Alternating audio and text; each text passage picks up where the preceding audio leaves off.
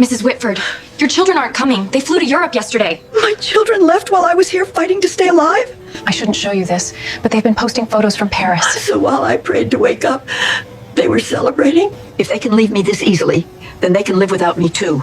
The moment I leave this hospital, I'm leaving them forever. Sometimes it isn't the illness that hurts the most. It's discovering who never shows up for you when you need them the most. My name is Helen Whitford. I'm 72.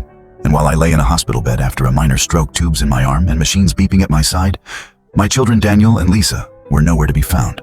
On the third day, a nurse admitted quietly that she'd overheard my family had flown to Europe. Paris, Rome, expensive dinners, champagne paid for with my credit card, as I later discovered in the stack of statements waiting on my kitchen counter.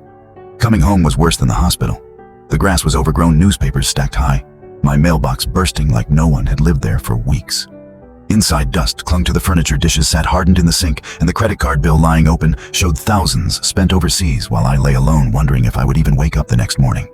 That was the moment something inside me finally cracked. I had spent years believing absence was just busyness, that kids grow up, that they'll come when they can. But they hadn't just forgotten me, they had chosen their comfort over my existence. If they could leave me behind so easily, then I had every right to leave them too. The next morning I moved in silence.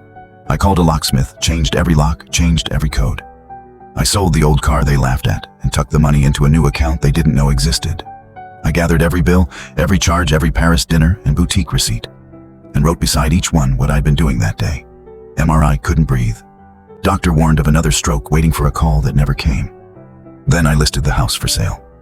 The home where I had raised them, fed them, carried them through every crisis now felt like a monument to all the ways they had taken me for granted. I sold the furniture, updated my will, so every dollar would go to charity, and slipped a letter into the family photo album explaining everything they had done exactly as it happened. And then I left. A small seaside cottage, nothing fancy, but peaceful in a way my life hadn't been in decades. A week later, Daniel and Lisa returned from Europe to find new locks, an empty house, and my letter taped to the door.